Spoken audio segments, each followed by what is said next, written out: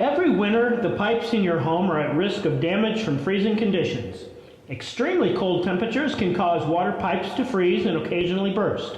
Disconnect, drain, and store all garden hoses. If your home is equipped with interior shutoff valves connected to outside hose bibs, turn off the valves for the entire winter season, but be sure to open the outside faucets to drain away residual water in the line. Cover faucets with styrofoam insulation kits. Keep your house temperature at 55 degrees or higher, even if you're leaving for an extended period of time. If your washing machine is in the garage or another unheated area, turn off the machine's water supply valve if the temperature is expected to drop below freezing.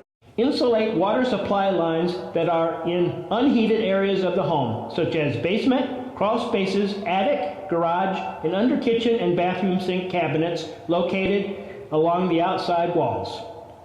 If a deep freeze is imminent, turn on both hot and cold water faucets to allow a trickle of water to flow out. Leave sink cabinet doors open to allow warm air to circulate around pipes.